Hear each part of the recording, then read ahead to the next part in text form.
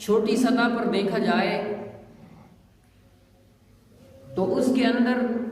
Area کا ایک counsellor بن جاتا ہے، پھر اس کے بعد اس سے بڑا ایم پی ایم این اے بنتے ہیں، تو اب وہ کام اپنا اکیلے سر انجام نہیں دیتے، بلکہ اپنے ساتھ اپنے قریب رہنے والے لوگوں کو اپنے ساتھ رکھتے ہیں تاکہ وہ کام میں ہماری مواصلت پیدا کریں اور کام میں ہمارا تعاون کر سکیں۔ اور دنیا کی ہر چیز، جس چیز کو بھی اگر تعمیر اور بنایا جائے تو اس چیز کے اندر ایک آدمی دوسرے سے مشورہ ضرور لیتا ہے، اور لینا بھی چاہیے۔ اللہ کے نبی صلی اللہ علیہ وسلم حالانکہ ساری کائنات کے سردار ہیں، ان کے پاس علم اتنا ہے کہ ساری کائنات کے علم پیغمبر کے علم پر قربان کر دیں تب بھی یہ سارے لوگ مل جائے تو پیغمبر کے علم کے برابر نہیں ہو سکتے، لیکن اس کے باوجود اللہ کے نبی نے سب سے مشورہ کیا کہ اگر یہ کام میں کر رہا ہوں آپ کی کیا رائے ہے، اور پھر اس میں مختلف قسم کے لوگ بیٹھ کر ہر کسی کی اپنی رائے ہوتی ہے کہ میرا یہ مسئلہ آپ کے میرے نزدیک یہ اس طرح ہونا چاہیے، دوسرا کہتا ہے نہیں یہ اس طرح ہونا چاہیے۔ تو اللہ کے نبی نے بھی صحابہ کی جماعت کو بٹھا کر ان سے مشورہ کیا کہ آپ کو اگر یہ میں کام کرنے جا رہا ہوں، میں غزوہ لڑنے جا رہا ہوں، میں کسی جنگ پر جا رہا ہوں، میں کسی مسجد میں جا رہا ہوں، تو مجھے یہ آپ مشورہ دے دیں کہ میں جاؤں یا نہ جاؤں، اور کس طرح حکمت عملی تیار کر کے مجھے جانا چاہیے۔ تو اتنے علم کے باوجود اللہ کے نبی ہمیں یہ پیغام دے رہے ہیں کہ جب بھی اگر کوئی معاملہ آپ سے پیش آئے تو آپ اس کے لیے اپنے بھائی سے، اپنے بڑے سے، اپنے چھوٹے سے مشورہ کر لیں تاکہ آپ کا جو کام آپ کر رہے ہیں یہ کام آپ کا بہتر طریقے سے ہو سکے۔ اور آج دنیا میں یہی ہے کہ بڑے سے تو مشورہ کر لیا جاتا ہے، اپنے دوست سے کر لیا جاتا ہے، بڑے سے کر لیا جاتا ہے، لیکن جو چھوٹا ہوتا ہے وہ صاحب استطاعت ہونے کے باوجود اور صاحب علم ہونے کے باوجود اس سے مشورہ نہیں کیا جاتا۔ تو اس کی وجہ یہ نکلتی ہے کہ وہ چھوٹا بڑے سے بدظن ہو جاتا ہے اور اس سے کوئی بات نہیں کرتا، وہ اپنی طرف سے خود کرنے لگ جاتا ہے جو بھی کرنا ہو۔ تو خیر، تو دنیا میں ہر آدمی اپنے مشورے کے لیے انسان کو منتخب کرتا ہے، پھر منتخب کرنے کے بعد اسے وہ اپنے جو کام ہوتے ہیں اس کا نائب بنا دیتا ہے، خلیفہ بنا دیتا ہے کہ جی آپ نے یہ کام کرنا ہے، میرے پاس یہ اختیارات ہیں تو یہ میں آپ کو بھی دے رہا ہوں، آپ نے کام کرنا ہے۔ تو اسی طرح میرے پیغمبر حضرت محمد مصطفیٰ صلی اللہ علیہ وسلم ساری کائنات کے سردار ہونے کے ناطے پھر بھی تاکہ میری دنیا میں میری یہ بات قیامت کی صبح تک چلتی رہے کہ جس طرح میں اکیلا تھا تو میرے ساتھ دینے والے کو، اور جس طرح میں اکیلا تھا تو میں نے بھی اپنا نائب ابو بکر کو بنایا رضی اللہ عنہ، ابو بکر کو بنایا اور یہ بتایا کہ یہ میں جو بھی کام کرتا ہوں ابو بکر سے مشورہ لیتا ہوں۔ تو ابو بکر وہ ہستی ہے کہ اللہ نے ان کو ایسا علم اور فراست دیا تھا کہ حضرت ابو بکر صدیق رضی اللہ تعالیٰ عنہ میرے پیغمبر کی ہر بات کو مانتے بھی تھے اور اپنے مشورے سے نوازتے بھی تھے۔ جب دنیا میں میرے پیغمبر کا ساتھی کوئی نہیں تھا، دنیا میں میرے پیغمبر کا ساتھ دینے والا کوئی نہیں تھا، دنیا میں ہر طرف برائی پھیلی ہوئی تھی، لیکن صدیق اکبر وہ صحابی رسول ہیں کہ جس نے سب سے پہلے میرے ابو بکر نے میرے پیغمبر کا ساتھ دیا ہے۔ کسی نے امی عائشہ صدیقہ رضی اللہ تعالیٰ عنہ آسمان کی طرف جب دیکھ رہی تھی، آسمان کی طرف دیکھ رہی تھی تو امی عائشہ نے آسمان کی طرف دیکھا تو میرے پیغمبر نے فرمایا، عائشہ آپ آسمان کی طرف کیوں دیکھ رہی ہو؟ آپ کو آسمان پر کیا نظر آ رہا ہے؟ ستارے اپنی چمک میں چمک امی عائشہ کے چہرے پر پڑ رہی تھی. تو امی عائشہ نے اللہ کے نبی صلی اللہ علیہ وسلم نے جب یہ بات کہی کہ عائشہ آپ آسمان کی طرف ستاروں کی طرف دیکھ کر کیوں حیران ہو, کیوں پریشان ہو, تو میرے پیغمبر نے فرمایا عائشہ آپ مجھے بتاؤ تو صحیح کیا کہنا چاہتی ہو. تو حضرت عائشہ صدیقہ رضی اللہ تعالیٰ عنہ فرماتی ہیں اللہ کے نبی میں دیکھ رہی ہوں کہ آسمان پر جو چمکنے والے ستارے ہیں یہ اتنی بڑی تعداد میں ہے کہ میں ان کو دیکھ بھی نہیں سکتی. اتنی بڑی تعداد میں ہے کہ سارے ستارے میں اپنی آنکھوں سے دیکھ نہیں سکتی. کوئی چھپے ہیں, کوئی ظاہر ہیں, کوئی نیچے ہیں, کوئی اوپر ہیں, اور ان کی تعداد اتنی ہے میں گن نہیں سکتی. میں دل میں یہ سوچ رہی ہوں کیا ان ستاروں کے برابر بھی کسی کے عمل ہوں گے؟ ان ستاروں کے برابر بھی کسی کے عمل ہوں گے؟ تو اللہ کے نبی صلی اللہ علیہ وسلم مسکرائے, فرمایا ہاں ہاں حضرت عمر رضی اللہ تعالیٰ عنہ کے اس کے برابر عمل ہے. سبحان اللہ. تو امی عائشہ فرماتی ہیں اللہ کے نبی صلی اللہ علیہ وسلم میں نے تو سوچا تھا کہ میرے بابا کی نیکیاں اتنی نیکیاں ہیں کہ ساری کائنات مل جائے ابو بکر کے نیکیوں کے برابر نہیں ہو سکتی. ساری دنیا مل جائے اور محبت میں آ جائے, کفار کی شدت میں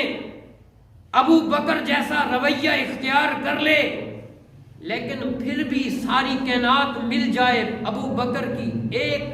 غار میں گزرنے والی رات کے برابر بہت ثواب کو نہیں پہنچ سکتی. میں تو دل میں یہی سوچ رہی تھی کہ ابو بکر میرے بابا کا نام لیں گے کہ ابو بکر کی نیکیاں اتنی ہیں. تو اللہ کے نبی صلی اللہ علیہ وسلم نے بڑا پیارا جواب دیا, کہا عائشہ پریشان کیوں ہوتی ہو, آپ اتنی پریشان کیوں ہو کہ ابو بکر آپ کے بابا وہ ہیں کہ اگر ابو عمر کی ساری نیکیاں ایک پلڑے میں رکھ دی جائیں اور ساری کائنات کی نیکیاں ایک پلڑے میں رکھ دی جائیں, دنیا میں جتنی بھی چیزیں ہیں ساری چیزوں کو ایک پلڑے میں رکھ دیا جائے, اور سارے صحابہ جتنے بھی آئے ہیں, صحابہ ہیں, تابعین ہیں, تبع تابعین ہیں, اور جتنے بھی قیامت کی صبح تک جتنے بھی نیک انسان آئیں گے, جتنے بھی علماء آئیں گے, جتنے بھی قرآن آئیں گے, اور دنیا میں جتنے بھی بزرگ اور اللہ والے آئیں گے, ان سب کی نیکیاں ایک پلڑے میں رکھو, اور حضرت ابو بکر صدیق کی نیکیاں ایک پلڑے میں رکھو, تو حضرت ابو بکر صدیق کی جو نیکیاں ہیں ایک رات کی اس کا مقابلہ بھی نہیں کر سکتی ہیں. سبحان اللہ.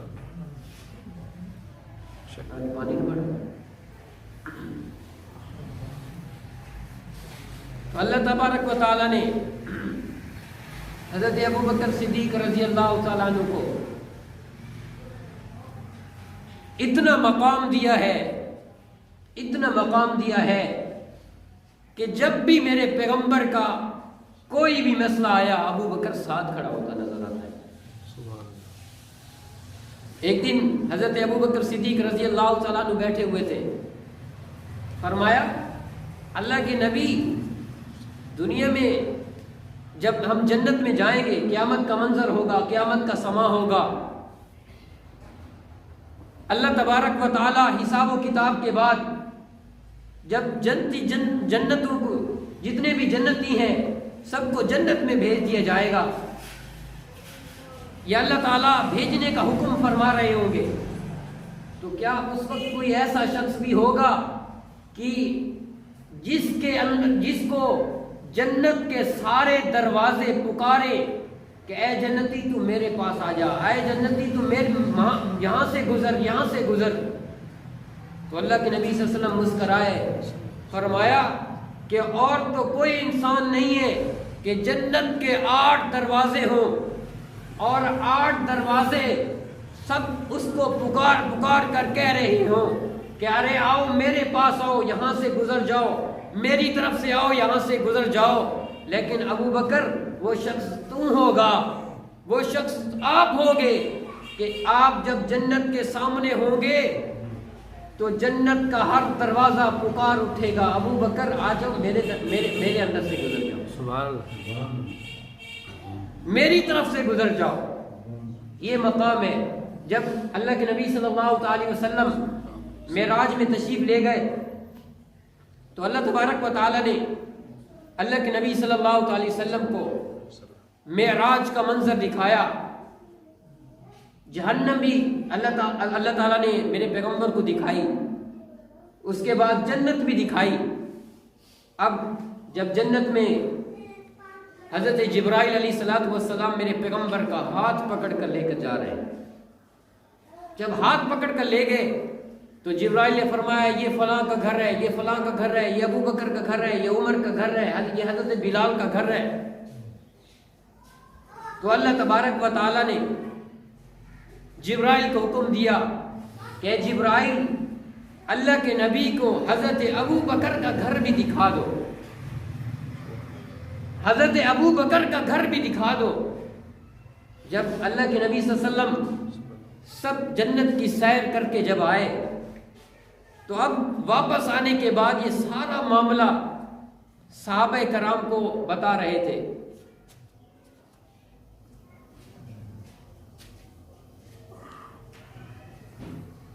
جب یہ سارا معاملہ بتا رہے ہیں،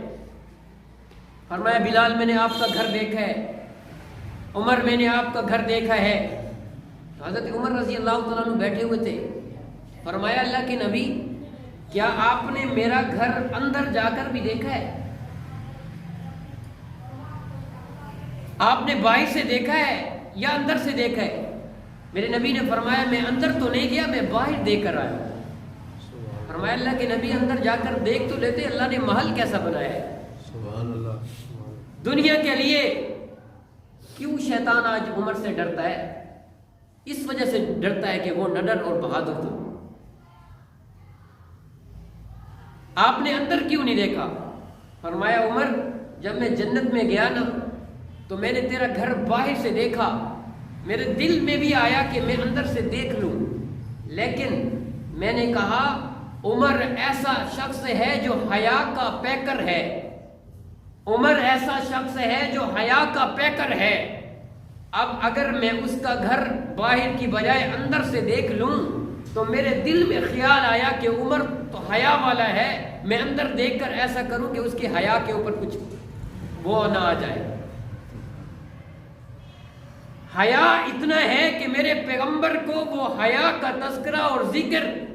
جنت میں جانے کے بعد پھر بھی یاد آتا ہے کہ عمر اتنا حیا والا ہے۔ تو حضرت ابو بکر صدیق رضی اللہ تعالیٰ عنہ کو جب یہ بات بتائی گئی کہ ابو بکر میں نے آپ کا گھر بھی دیکھا ہے، آپ کا محل بھی دیکھا ہے، تو حضرت ابو بکر صدیق فرماتے ہیں کہ اللہ کے نبی آج میں دنیا کی ہر چیز میں نے آپ پر قربان کر دی ہے، دنیا کے ہر چیز میں نے گھر چھوڑ دیا اور گھر میں اللہ کا اور محمد کا نام چھوڑ دیا۔ آپ مجھے فرماتے گئے میں دیتا گیا، اور آج جہاں بھی جاتے ہیں میں ابو بکر ساتھ ہوتا ہوں۔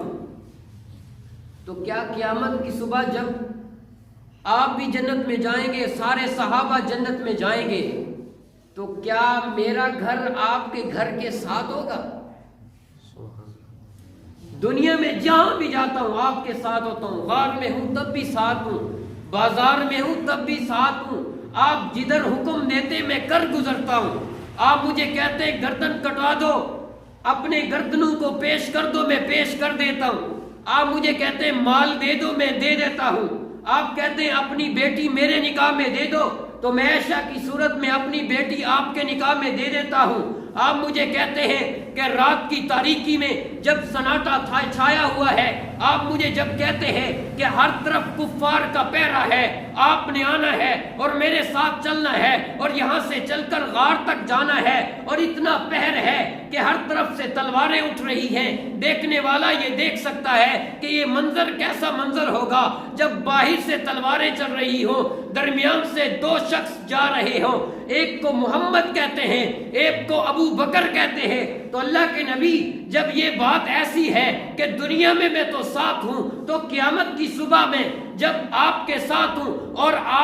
آج بھی ابو بکر میرے پیغمبر کے ساتھ سوئے ہیں کہ اللہ کے نبی قیامت میں جب جنت کا منظر ہوگا تو میرا محل آپ کے محل کے ساتھ ہوگا یا نہیں؟ تو میرے پیغمبر مسکرا کر فرماتے ہیں کہ ابو بکر پریشان نہ ہو، دنیا کے ہر کونے میں تو میرے ساتھ تھا، جنت میں بھی تو میرے ساتھ ہوگا۔ سبحان اللہ، سبحان اللہ، جنت میں بھی تو میرے ساتھ ہوگا۔ سبحان اللہ۔ یہ اللہ نے ابو بکر کو شان دی ہے۔ کس کس کی مثال دی جائے کہ اللہ نے حضرت ابو بکر کو ایسا علم دیا کہ اس علم کی مثال نہیں ملتی، علم کی مثال نہیں ملتی۔ اور پھر قربان جائے اللہ نے ہمیں علماء بھی ایسے عطا کیے ہیں کہ کسی کی لڑی ابو بکر سے آ رہی ہے، کسی کا خاندان حضرت عمر سے مل رہا ہے، کسی کا خاندان حضرت عثمان سے مل رہا ہے۔ یہ کیسی خوش قسمتی ہے کہ اللہ نے ہمیں ایسے علماء دیے کہ وہ بھی جہاں سے ان کی نسبت ملتی ہے چلتے چلتے وہ حضرت ابو بکر سے ملتی ہے، حضرت عمر سے ملتی ہے۔ اللہ کے نبی صلی اللہ علیہ وسلم کا جب آخری خطبہ تھا اس خطبے میں اللہ کے نبی صلی اللہ علیہ وسلم منبر پر تشریف لائے اور آخری خطبے میں یہی کہا کہ میں اپنی آنکھوں سے حوض کوثر کو دیکھ رہا ہوں۔ سبحان اللہ۔ اللہ تبارک سے دعا ہے کہ اللہ تعالیٰ ہمیں بھی حوض کوثر آپ صلی اللہ علیہ وسلم کے قدموں ہاتھوں سے ہمیں نصیب فرمائے۔ آمین آمین۔ جب کہ میں اپنی آنکھوں سے حوض کوثر کو دیکھ رہا ہوں، اور کہا کہ میں ایسی چیز دیکھ رہا ہوں جو آپ نہیں دیکھ سکتے۔ حضرت ابو بکر صدیق کی آنکھوں سے آنسو جاری ہو گئے۔ جب آنکھوں سے آنسو جاری ہوئے، خطبہ ختم ہو گیا، باقی سارے صحابہ خوش ہو رہے ہیں کہ بڑی خوشی کی بات ہے کہ اللہ کے نبی اپنی آنکھوں سے حوض کوثر کو دیکھ رہے ہیں، لیکن حضرت ابو بکر رو کیوں رہے ہیں؟ اب جب منبر پر خطبہ ختم ہو گیا، اللہ کے نبی چلے گئے، تو صحابہ نے پوچھا ابو بکر آپ رو کیوں رہے تھے؟ آپ کے چہرے سے آنسو کیوں آ رہے تھے؟ حالانکہ یہ تو خوشی کی بات تھی اور یہ ہمارے لیے اعزاز کی بات ہے کہ میرے پیغمبر وہ حوض کوثر جو جب قیامت کا منظر قائم ہوگا، اللہ ان جنتی کو جن کا حساب و کتاب ختم ہو جائے گا، جن کا حساب لینے کے بعد جنتی کو جنت میں بھیجا جائے گا، تو اس وقت اللہ کے نبی حوض کوثر اپنے ہاتھ میں لے کر ان جنتیوں کو پلا رہے ہوں گے، ان بخشے بخشائے لوگوں کو پلا رہے ہوں گے۔ لیکن یہ تو خوشی کی بات ہے، لیکن آپ کی آنکھوں سے آنسو کیوں جاری ہے؟ فرمایا آپ کو کیا پتا، اللہ کے نبی صلی اللہ علیہ وسلم آج یہ آخری خطبے میں یہ بیان کر کے گئے ہیں کہ یہ میری منبر پر آج بیٹھنا یہ آخری ہے، اس کے بعد پھر میری زندگی میں پھر میں کبھی اس منبر پر نہیں بیٹھ سکوں گا۔ کیا مطلب کہ آخری یہ خطبہ میرے لیے آخری ہے، اور اس کے بعد اللہ تعالیٰ مجھے اپنے پاس بلا لیں گے، مجھ پر جو ہے موت واقع ہو جائے گی، مجھ پر رخصت آ جائے گی، اس کے بعد پھر میں یہاں نہیں ہوں گا۔ کیسا اللہ نے حضرت ابو بکر صدیق رضی اللہ تعالیٰ عنہ کو علم دیا تھا کہ گہرائی کے اندر آ کر بھی حضرت ابو بکر اس کو پہچانتے ہیں۔ جب حضرت محمد مصطفیٰ صلی اللہ علیہ وسلم کی وفات ہوئی تو اسی وفات کے اندر معاملہ ہوا، اب ہر آدمی پریشان ہے، صحابہ کوئی کس کونے میں بیٹھ کر رو رہے ہیں، کوئی کس کونے میں بیٹھ کر رو رہے ہیں، کوئی کہاں رو رہے ہیں۔ حضرت عمر کا یہ عالم تھا کہ دروازے پر کھڑے ہو کر تلوار اٹھا کر لہرا کر کہہ رہے ہیں کہ آج اگر کسی نے مجھے کہا اور مجھے یہ حکم اس نے یہ بات کی کہ اللہ کے نبی دنیا سے چلے گئے تو میں اس کی گردن اتار دوں گا، اسی تلوار سے اس کی گردن اتار دوں گا اگر اس نے یہ مجھے بتایا۔ لیکن قربان جائے حضرت ابو بکر صدیق رضی اللہ تعالیٰ عنہ پہ کہ حضرت ابو بکر صدیق رضی اللہ تعالیٰ عنہ نے فرمایا، سارے لوگوں کو، سارے صحابہ کو جمع کیا اور فرمایا کہ موت ایک ایسی چیز ہے کہ آدم سے لے کر عیسیٰ تک وہ انبیاء ہیں کہ ساری کائنات کے ساری کائنات سے افضل ترین یہ انسان ہے، اور ان سب کے بعد میرے پیغمبر کی ذات سارے انبیاء سے بھی، سارے صحابہ سے بڑھتر ہے۔ تو جب ان نبیوں پر، ان انبیاء پر موت ہو سکتی ہے، تو اللہ نے قرآن مجید میں یہ اٹل فیصلہ کر دیا ہے کہ ہر انسان پر موت واقع ہونے والی ہے۔ دنیا میں کوئی ایسی چیز نہیں ہے جس پر موت نہ ہو۔ تو آج اللہ نے اپنی اس آیت اور اپنے اس فرمان کو سچا ثابت کر کے دکھایا، سچا ثابت کر کے دکھایا، اور کہا کہ ہر انسان نے موت کو چکھنا ہے۔ تو آج اسی موت کے دہانے اللہ تبارک و تعالیٰ نے اپنے نبی کو بلا لیا ہے۔ آپ کیوں پریشان ہوتے ہیں؟ جب یہ معاملہ ہو گیا، اب یہ بات چلی کہ اللہ کے نبی کو دفن کہاں کیا جائے، کس جگہ پر آپ کی قبر مبارک بنائی جائے۔ اب کوئی کس بات میں مشورہ دیتا ہے، کوئی کہتا ہے جنت البقیع میں، کوئی کہتا ہے کہاں، کوئی کہتا ہے کہاں۔ لیکن اللہ نے فہم و فراست ابو بکر کو ایسی دی تھی، کہا کہ میں نے اللہ کے نبی صلی اللہ علیہ وسلم سے یہ بات سنی تھی کہ جہاں پیغمبر کی یا جہاں کسی نبی کی وفات ہوتی ہے، جس جگہ پر، اسی جگہ پر اس پیغمبر کی قبر مبارک بنتی ہے۔ اور آج ختم نبوت کے منکروں کو یہ میں بتانا چاہتا ہوں کہ آپ کا جو نبی، جس کو آپ نبی کہتے ہو، وہ اس کی وفات اور اس کی موت کہاں ہوئی ہے، آپ نے اس کو وہاں سے اٹھا کر کہاں دفن کیا ہے۔ اس سے پتہ چلتا ہے کہ یہ آپ کا نبی نہیں ہے۔ حضرت آدم علیہ السلام سے لے کر حضرت عیسیٰ علیہ السلام تک، اور حضرت عیسیٰ سے لے کر آپ صلی اللہ علیہ وسلم تک جتنے بھی انبیاء کرام کی وفات ہوئی ہے، جس جگہ پر ہوتی ہے اسی جگہ اس کی قبر بنتی ہے۔ لیکن یہ مرزا جو اپنے آپ کو نبوت اور اپنے آپ کو نبی ہونے کا دعویٰ کرتا ہے، اس کی موت ایک واش روم میں آئی ہے تو اسی جگہ پر اس کو دفن نہیں کیا گیا، کسی اور جگہ پر کیا گیا۔ پتہ چلا کہ یہ نبی نہیں ہے،